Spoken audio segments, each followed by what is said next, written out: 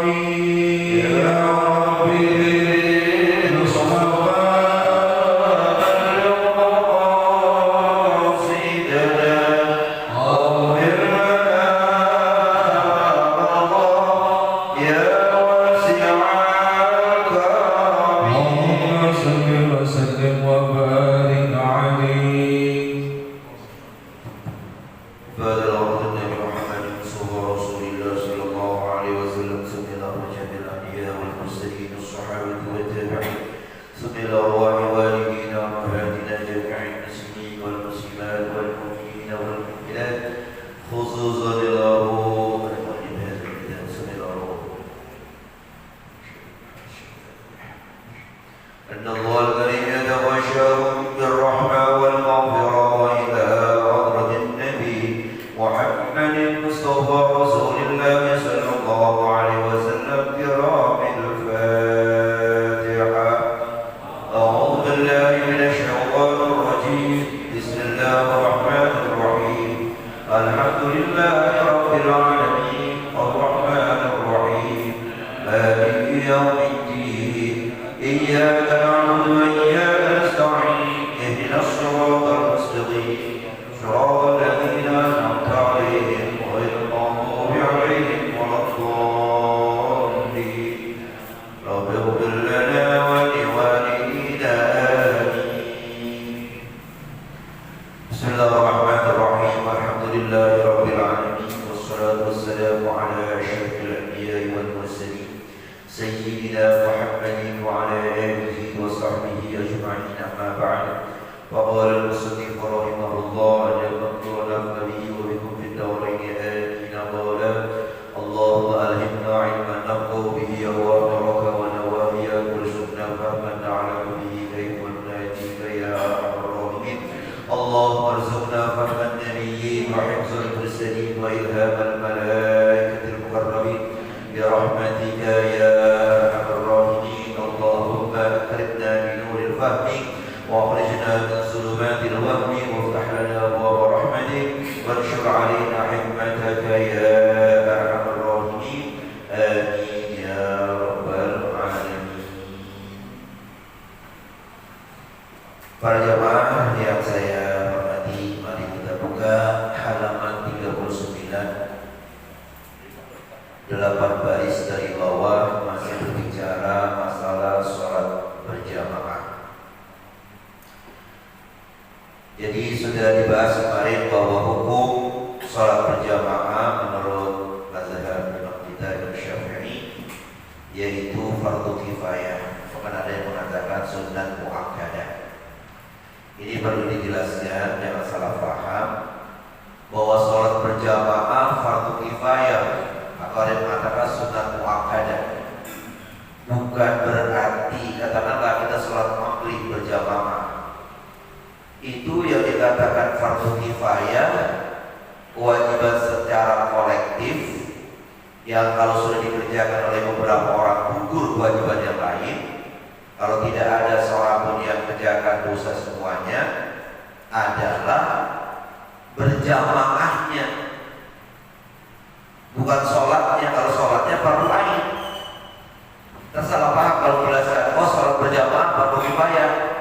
Ya kalau udah dikerjain kita gak usah kerjain, di rumah aja pada sholat.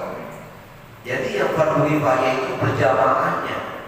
Kalau sholat maghribnya, sholat isyanya, sholat subuhnya, sholat zuhurnya, sholat asarnya fardu ain, kewajiban masing-masing kita.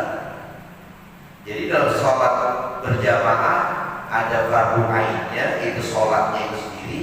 Ada fardu kifayah, yaitu apa? Berjamaahnya, supaya jelas. Karena kalau dijelaskan nanti salah paham. Saya kira di rumah aja, di rumah berjamaah kagak, sholat juga kagak. Dan dianggap ya fardu kifayah. Itu fardu kifayah berjamaahnya. Sedangkan sholatnya 5 waktunya itu fardu ain. Hanya fardu ain, kewajiban masing-masing pribadi. Sekarang kita lanjutkan. Qala musannif wa la tutrakul jama'atu illa rukhsatan fi tarbiya. Dan tidak ada kelonggaran untuk meninggalkan sholat berjamaah. Tidak ada rukhsah, tidak ada dispensasi untuk meninggalkannya illa bi'udhrin, kecuali ada uzur. Jadi kalau ada uzur, ada alasan syar'i, uzur syar'i, maka sholat berjamaah kita tidak kerjakan, maka itu namanya karena ada rukhsah, karena ada uzur. li khabarin man sami'a nidaa li khabarin man sami'a nidaa falam ya'tihi fala sholata lahu ay kamilatan illa min udhrin. Itu hadis Rasulullah. Man sami'a nidaa, siapa-siapa yang mendengar suara azan dikumandangkan, falam ya'tihi, dia tidak mendatangi panggilan azan tadi, artinya tidak sholat berjamaah, fala sholata lahu ay kamilatan, maka sholat orang tadi kalau dia kerjakan tetapi tidak berjamaah tidak sempurna. Artinya pahalanya tidak sempurna dibandingkan kalau dia kerjakan berjamaah. Illa min udhrin, kecuali kalau ada alasan, ada uzur, ada alasan dia tidak bisa berjamaah, dia sholat sendiri, maka sholatnya sempurna. Nggak ada uzur tapi dia nggak berjamaah, sholat sendiri, sah sholatnya tapi tidak sempurna pahalanya. Karena kita bicara masalah fardu ain, fardu kifayah, ya, fardu kifayah. Rawahu Ibnu Hibban wa sahahahu wal Hakim wa sahahahu ala syarti syaikhain. Hadis ini diriwayatkan oleh Ibnu Hibban dan dia mensahihkannya, diriwayatkan juga oleh Al-Hakim dan dia mensahihkannya di atas syarat Imam Al-Bukhari dan Imam Muslim. Apa yang dikatakan atau yang digolongkan dengan uzur itu, dengan uzur syar'i itu, dengan alasan itu sehingga dia tidak sholat berjamaah, wal uzru yang tergolong dalam kategori uzur tidak sholat berjamaah kama qarin syadidin, hujan yang lebat, hujan besar banget, lebat banget. Kalau kita dari rumah mau ke mushola, mau ke masjid, mau sholat berjamaah pasti basah. Lah kondisi basah badan kita, pakaian kita bagaimana bisa sholat berjamaah? Nah, dalam kondisi begitu, itu namanya uzur, maka dia sholat sendirian di rumah, maka pahalanya sempurna. Kenapa? Karena ada uzur, ada rukhsah. Ya. Bihaitsu yaqullu shawba lailan aw naharan. Kalau seandainya dia berangkat juga ke masjid mushola untuk sholat berjamaah padahal turun hujan yang lebat, itu bisa membasahkan pakaiannya, membasahkan baju dan kainnya, baik itu waktunya di siang hari ataupun di malam hari. Siang malam kalian kalau malam ada alasan karena gelap, enggak, siang juga begitu. Siang terdengar suara azan sementara hujan besar, ya. Nah, dilihat dulu dah. Ya ada, kalau zaman sekarang kan ada apa namanya, ada payung kan ada juga payung. Ya hujan agak ada kan di motor, bahkan dibawa. Ya udah sholat di rumah sendirian. Nah, sholat sendirian di rumah nggak berjamaah pahalanya sempurna. Kenapa? Dia sholat sendirian di rumah lantaran ada hujan besar. Wa misluhu saljun yaqullu sauba, yang sama dengan hujan besar yaitu turun salju. Kalau di negara-negara barat itu ya ada salju turun. Emang lunak kelihatan salju terbang-terbang gitu ya. Nah, kalau jaraknya antara rumah sama musola jauh bisa basah juga. Salju nempel di baju kita, ntar kalau lama-lama dia mencair, jadi air. Ya, namanya salju itu es. Ya. Itu yaqullu sauba, turun salju yang bisa membasahi pakaian.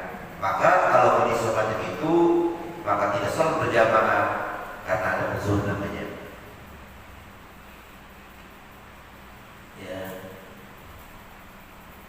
Kama qarin bisa juga nanti tadi wa misluhu sajid, ya. Kalau kita lihat ataunya ke kama qarin, kalau kita lihat wa misluhu jadi khobar dari wa misluhu. Kemudian kama qarin wa wahri bi fathil hadi, dengan dibaca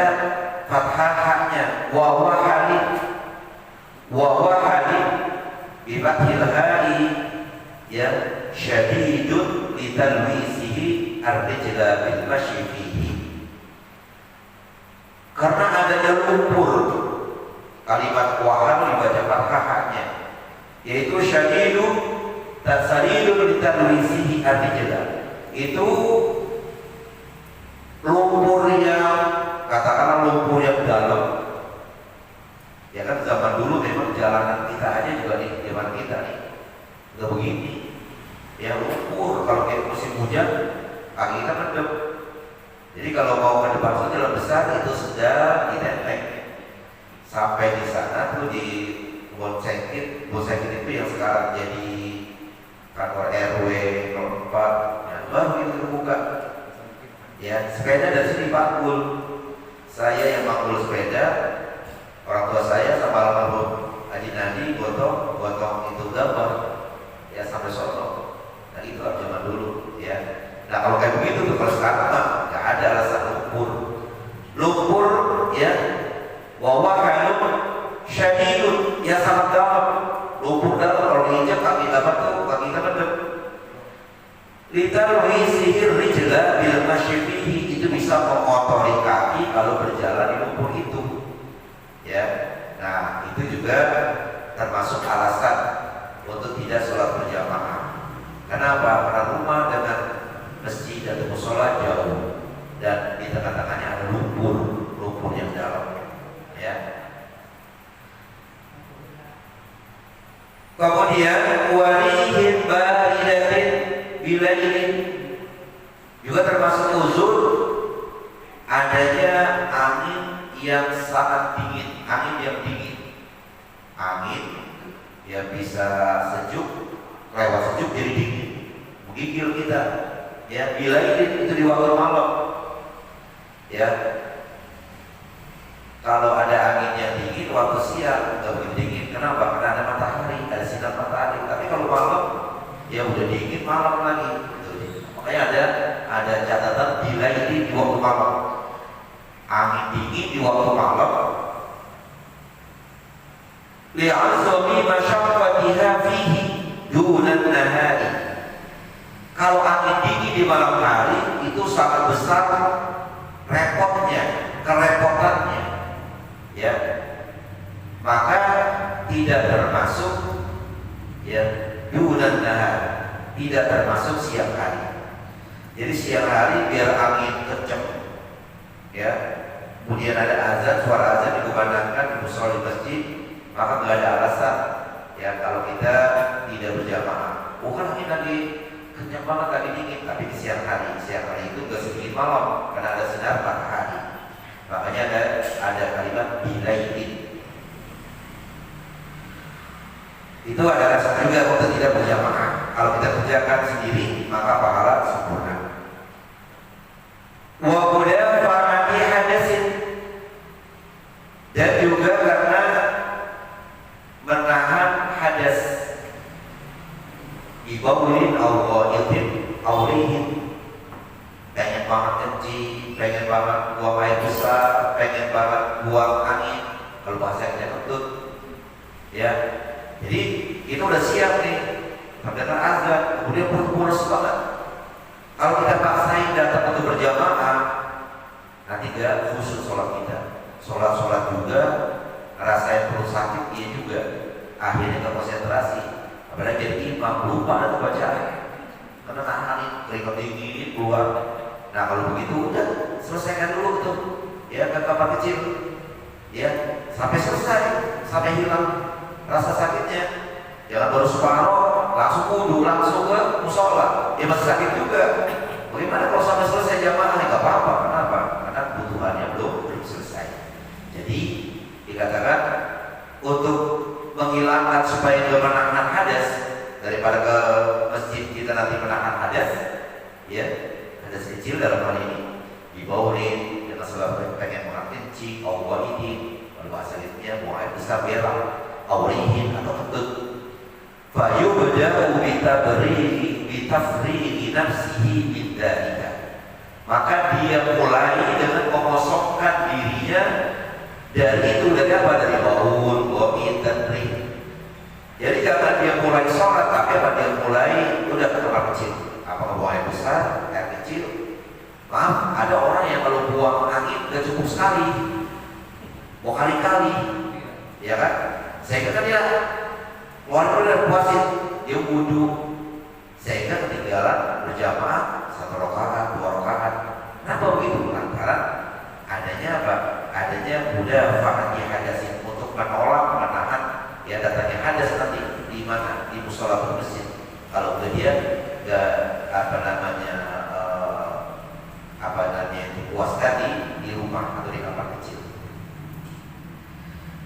Kenapa begitu? Li'annahu yudhibul khusyu'a, karena sesungguhnya menahannya tadi disebutkan, pengen kencing, pengen buang air besar, pengen buang angin, itu kalau dipaksakan ya dalam keadaan begitu dipaksa sholat bisa menghilangkan konsentrasi atau khusyuk ya.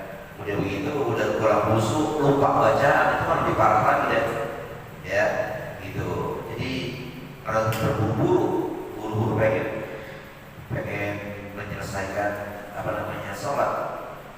Yang parahnya lagi dari rumah kondisi biasa, pas sudah pas 1 rakaat sholat subuh langsung perut berasa. Nah itu gimana tuh? Mau dibatalin gimana? Ya kalau di belakang itu yang ngerti cara gantiinnya kali enak. Begitu si imam dapat 1 rakaat punya sakit dia apa? Dia keluar. Ini di belakang kamu bingung. Gimana ini? Ya, gimana ini? Ya satu nanya, gimana ini? Tahu? Ya, gue juga tahu. Udah, ya batal. Ya seharusnya salah seorang maju ke depan sedikit. Makanya makmum di belakang imam itu yang ngerti tentang ilmu fikih. Sehingga nanti kalau kejadian semacam itu nggak pakai ribut. Kalau zaman dulu musola itu selalu dibikin pintu, ya di sampingnya dibikin pintu sana.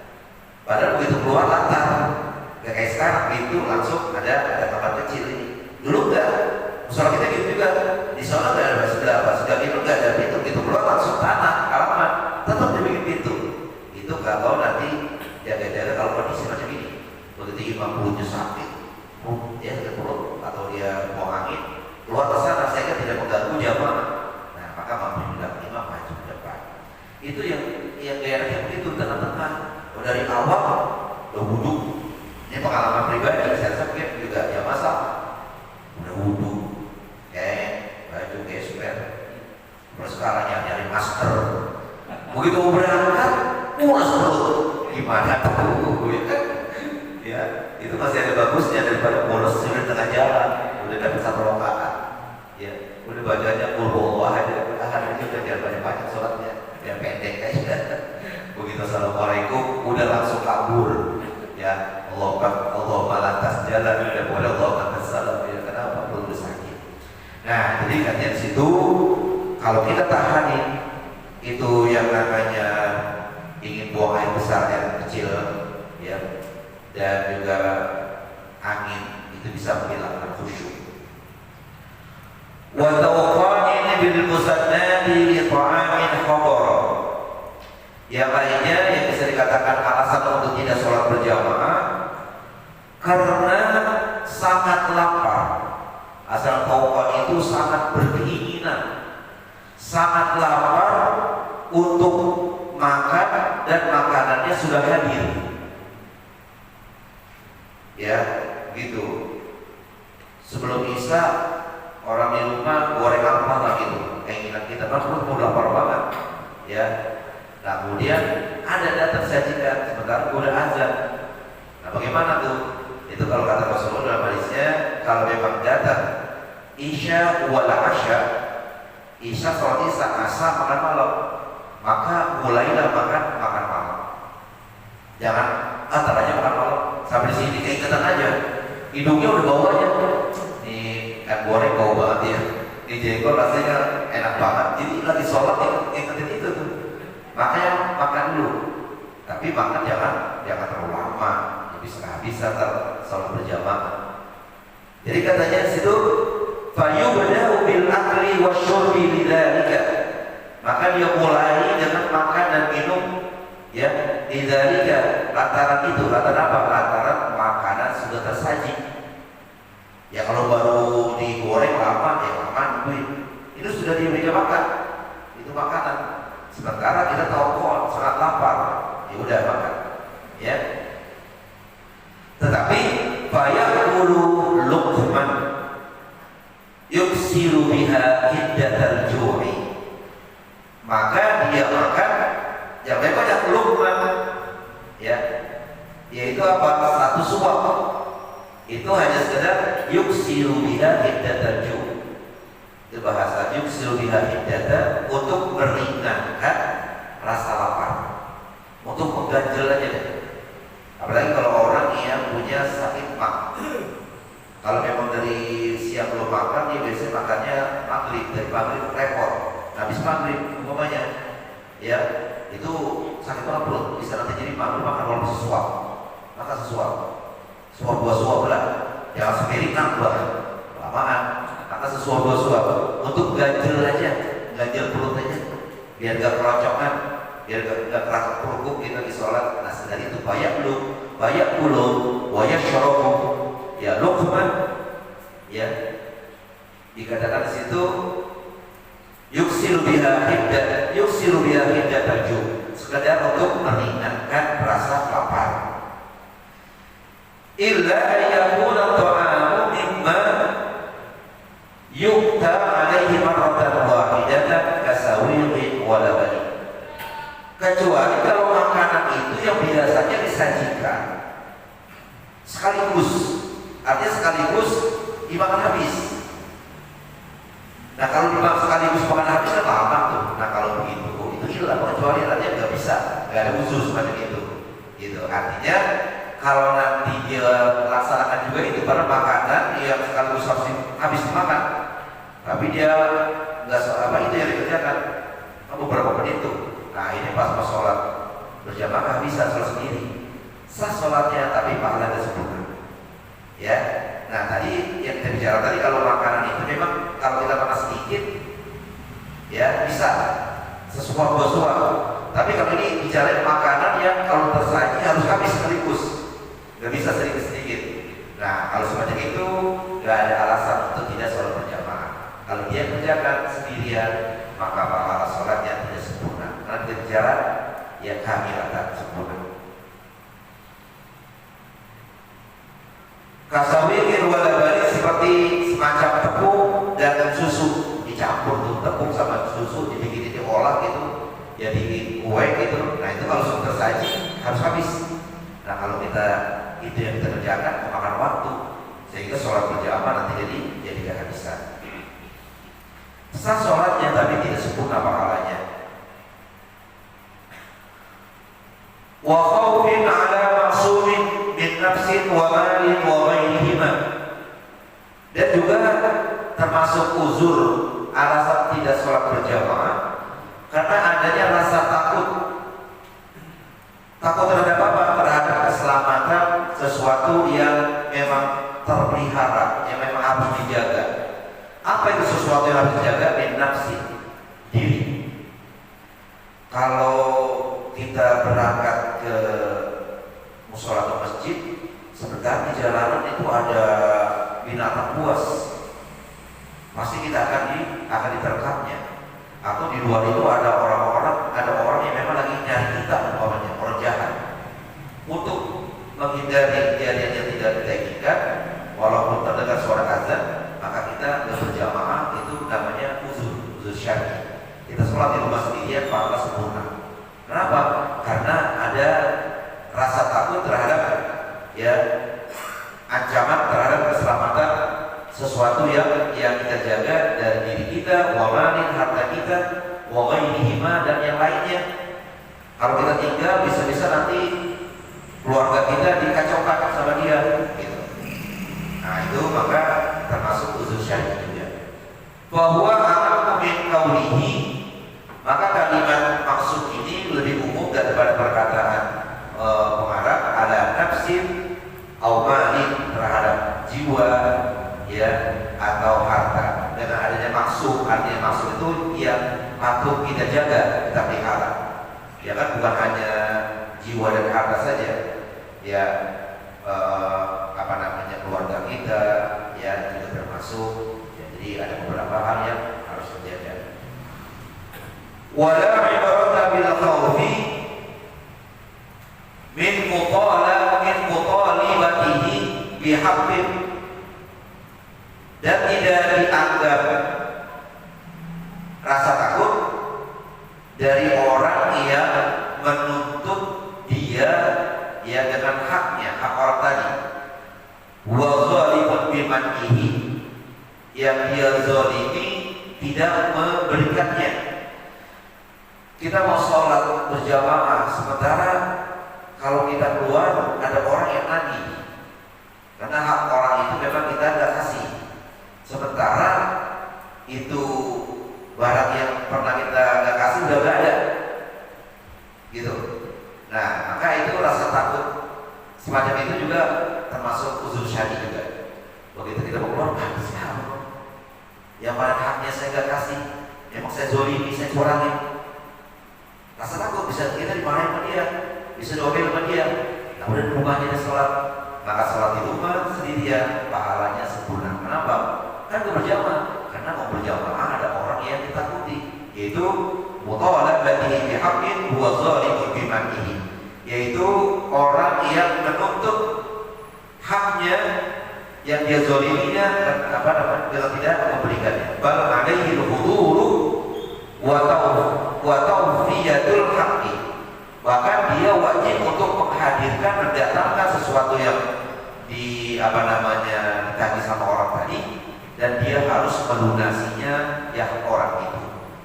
Ya kalau memang ada sih, ya udah deh, ya udah, pergi kita berangkat, ini nggak ada barangnya, gitu. Nah, jadi itu termasuk alasan juga untuk tidak sholat berjamaah. Insyaallah kita lanjutkan. Wala batu taumi, sangat ngantuk ya. Habis itu lah kita membaca kitab yang kedua, biar dikit, yang penting ada masukannya. Sekarang tanggal 8 ya. Baik berjamaah, mari kita lanjutkan kitab yang kedua. Beberapa menit, kalau salah Isya setengah 8 kurang 1 menit. Hah? Berapa? Oh, setengah 8 lewat 1 menit malah. Di HP saya lewat 27, berarti beda ya.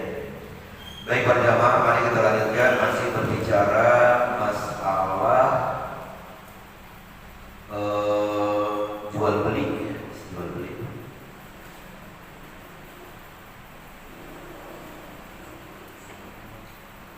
Kalau saya catatannya batasnya wahdar kullal hadar, halaman 73. Barisnya baris dari bawah. Bismillahirrahmanirrahim. Wahdar kullal hadari minal ghasyi wal khidani wat talbisi. Hati-hatilah, peliharalah dirimu ya, minal ghasyi, daripada menipu. Pakudaka, jangan sampai menipu orang. Wal khidani, curang dalam timbangan, dalam takaran, ya. Wat talbis, ya, minal ghasyi wal khidani wat talbisi, dari pemalsuan barang. Itu wahdar kullal hadar. Benar-benar jaga, benar-benar perhatikan, benar-benar waspada. Juga wa kitmani uyubil mabi'i, pelihara dirimu waspada apa berdagang daripada menutupi, menyembunyikan cacat-cacat barang dagangan. Ya, jangan sampai cacat barang dagangan kita sembunyikan. Ya, biasanya itu kalau buat kaos apa tuh, ya ditempelin gambar tempel, gambar apalah gitu ya di depannya cacat itu. Ya semacam stiker, kita ada stikernya, pas kita sampai rumah kita bawa stikernya ada cacat sedikit, itu tergores sedikit aja. Kalau baju mahal itu kan cedera ya, ada gores sedikit aja. Nah itu seharusnya begitu ya, harus terus terang. Pak, itu ada cacat sedikit. Oh nggak apa-apa, memang saya udah cari di mana-mana nggak ada, cuma di sini. Ya nggak apa-apa, ada cacat juga daripada nggak ada. Saya butuh banget. Jadi katanya waspadalah daripada menutupi aib-aib barang dagangan. Fa inna dzalika muharramun syadidut tahrim. Hal itu adalah perbuatan yang diharamkan dan sangat diharamkan. Wa qad yufsidu bihil bai'a min aslihi. Itu bisa kadang-kadang bisa merusak jual beli secara asalnya. Ya. Jadi artinya memang rusak itu jual beli min aslihi. Ya, dari pangkalnya. Ya. Dari pangkalnya juga rusak. Kalau pangkalnya rusak, ya semuanya rusak ya. Nah, pangkalnya udah rusak. Bukan hanya ujungnya. Ya, gitu. Wa qad marra sallallahu alaihi wasallam 'ala rajulin yabi'u ta'aman. Pernah Rasulullah SAW lewat di depan seorang laki-laki yang sedang menjual makanan. Fa'adkhala yadahu fihi. Kemudian Rasulullah SAW memasukkan tangannya ya ke dalam makanan itu. Lagi lewat atau ada orang lagi dagang makanan. Kemudian Rasulullah mau tes rupanya sampai sejauh mana kejujuran seperti yang tadi. Dia masukkan jeriji tangannya ke tangan itu di atas kering, di dalam termasuk ternyata basah. Famasat asabi'u balagat. Jeriji tangan Nabi Muhammad SAW itu menyentuh basah di dalam setumpuk makanan, luarnya kering. Begitu Rasul masukkan jeriji tangannya di dalam basah. Kan makanan kalau barang atau makanan itu kalau ditimbang yang basah sama yang kering beda. Kalau basah katakanlah beras seliter kurang, kalau basah itu udah seliter ya kalau timbang, kayak seliter ya kalau literan. Karena dia megar beras kalau dibasahi. Yang sebenarnya kalau kering belum seliter dia seliter. Kalau cara timbang seharusnya belum sekilo, udah sekilo, udah berat dia. Ya, udah campur ayam di situ. Nah kalau zaman sekarang dia suka ayam, ya daging lagi, daging yang gelonggongan ya. Nah itu, jadi untuk berarti itu timbangan, ya dia dikumpul begitu kan, jadi orang nafsu kelihatannya.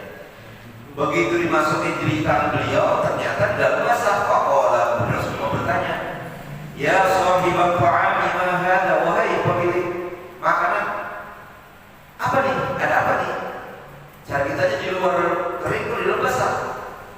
Ya, faqala, jawab si pedagang tadi, asobat bersama yakni al-matar. Kata dia, ya Rasulullah, lantaran terkena air hujan. Ya, kalau terkena air hujan tentunya basah bukan dalamnya doang, luar juga basah juga kan. Nah, dia bohong dia orang. Ya, hujan ya Rasulullah, sehingga basah dalamnya. Faqala alaihi salatu wassalam, Rasulullah SAW jawab, halla ja'altahu zahiran hatta yarahu nas. Kenapa kalau memang siram air hujan kamu tidak jadikan yang basah itu yang di dalam? Kenapa kamu tidak taruh di luar? Bahasa kita begitu. Hatta yarahu nas, sehingga manusia lihat, sehingga pembeli lihat. Ya kalau kehujanan, ya udah yang basah taruh di luar, ya gitu. Sehingga orang lihat ini basah. Kalau memang sudah dalam kondisi begitu, pembeli mau beli juga nggak jadi masalah. Ini kan ada arti luar di situ, luar kering, dalam basah. Jadi Rasulullah tidak bisa dibohongi. Akhirnya kata Rasulullah dalam hadisnya, man qasyana falaysa minna. Siapa-siapa yang menipu umat kami, maka orang itu bukan termasuk golongan kami. Nah, itu berat begitu. Wa fi riwayat, dalam riwayat yang lain, annahu ra'a dakhil at-ta'ami ta'aman radiyan. Rasulullah SAW pernah melihat bagian dalam makanan, ya, ta'aman radiyan, makanan yang sudah tidak baik. Jadi di dalamnya makanan yang udah bagus. Mungkin udah makanan yang kemarin, ini udah agak basi, yang di luar bagus. Faqala li sahibihi, kemudian Rasulullah bertanya kepada pemilik makanan itu, sudah gak bagus. Halla bi'ta hada ala hiddatihi wa hada ala hiddatihi, ya, ala hiddatihi, ya. Jadi kata Rasulullah, kenapa kamu tidak pisahkan halla bi'ta hada ala hiddatihi? Kenapa kamu tidak pisahkan jualan yang buruk sendiri, wahada ala hiddatihi, dan yang bau yang bagus sendiri? Jangan campur begini. Yang memang masih baru tempat sendiri, yang sudah kemarin sendiri. Jangan makanan yang sekarang sama yang kemarin dicampur. Nah, Rasulullah itu halla bi'ta hada ala hiddatihi, kenapa kamu tidak jual yang ini tersendiri, ya, wahada ala hiddatihi, dan yang itu juga sendiri. Nah, itu begitu. Jadi al-muradu anna kulla wahidin minhuma yuba'u munfaridan 'anil akhar. Maksud daripada ala hiddatihi, maksudnya bahwa setiap satu di antara keduanya, yang makanan yang bagus dan yang jelek, dijual masing-masing sendiri-sendiri. Yang bagus sendiri tempatnya, dan yang jelek sendiri tempatnya. Jadi asalnya hiddatihi itu wihdatahu, dibuang wawunya, sehingga tinggal hiddatihi, dan gitu ya, dibuang wawunya. Asal wihdah kalau tidak sendiri. Sehingga Rasulullah mengatakan, man ghasyal muslimina falaysa minhum. Siapa-siapa yang menipu orang-orang Islam, maka dia tidak termasuk golongan orang Islam. Nauzubillah min dzalik. Nah, Al-Baqarah ada. Ya, jadi begitu, insyaallah kita lanjutkan berikutnya. Wa qala Rasulullah al-bayyinat. Jadi dalam jual beli ada yang namanya khiyar. Ya, artinya hak pilih antara melanjutkan atau mengurungkan jual beli. Bukan hanya beli saja, jual juga bisa mengurungkan jualan. Itu insyaallah kita lanjutkannya. Para jamaah yang saya hormati, kita baca surah Fatihah dan harapan mudah Allah Subhanahu wa taala berikan pahala pada orang-orang yang merupakan hartanya di musola kita ini. 2 minggu yang lalu saya terima dari Ustaz Mursyida titipan dari istri Pak Kasman, ya, Ibu Ibnu atau siapa namanya tuh, ya, dia untuk musola kita ini 500.000 rupiah yang pahalanya ditujukan kepada kedua orang tuanya. Dan juga kita baca Fatihah pada untuk kawan-kawan kita, orang tua kita, saudara kita, teman kita sudah meninggal dunia, dan yang barusan saja nih belum lama meninggal dunia. Yang satu adalah istri Pak Haji Mario, kemudian disusul teman kita, ya, teman kita, jamaah kita yang rajin ibadah berjamaah dan juga haji, yaitu Bapak Haji Sukarni bin Haji Amang, ya. Beliau kan kalau taklim begini nih, ya, air 1 dus dia bawa, ya, buat kita, ya, buat kita minum. Nah, mudah-mudahan Allah Subhanahu wa taala di alam barzah akan memberikan beliau tempatnya sebaik-baiknya, ya, karena beliau adalah orang baik, ya. Dalam keadaan belum sembuh banget dari jatuh itu, masih bijak-bijak, gak urung dia datang ke musola, karena udah kangen musola berjamaah, ya, baru beberapa bulan. Kemudian saya udah lihat-lihat dia ketika itu kemana Pak Kartini, sekarang dia dalam hati pas saya buka di WA, ya, dia minta doanya, ya, gak disakiti di Bogor, gitu katanya kan. Ya, akhirnya Allah Subhanahu wa taala, ya, Maha Penyayang, saya kepada Pak Jikani, dia dipanggil. Karena kalau orang meninggal dunia itu, dia akan mendapatkan rasa nyaman, ya, orang yang baik. Jadi katakan al-maut tuhfatul mu'min, kematian adalah hadiah buat orang yang beriman. Karena dengan dia meninggal dunia di alam barzah akan mendapatkan raudhah min riyadhil jannah. Insyaallah nanti akan saya jelaskan bahwa ruh yang dicabut oleh Allah Subhanahu wa taala itu ada 5 macam. Begitu dicabut, ya, tempatnya beda-beda antara satu dan lainnya. Berupa anbiya bagaimana, orang-orang sholihin bagaimana, orang yang beriman bagaimana, orang-orang yang munafik bagaimana, orang kafir bagaimana, dan insyaallah akan dijelaskan. Kita baca Fatihah, mudah-mudahan juga karena cucu kita sedang belajar dijaga dijahar Allah Subhanahu wa taala dan mendapatkan manfaat. Al-Fatihah. A'udzu billahi minasyaitonir rajim. Bismillahirrahmanirrahim.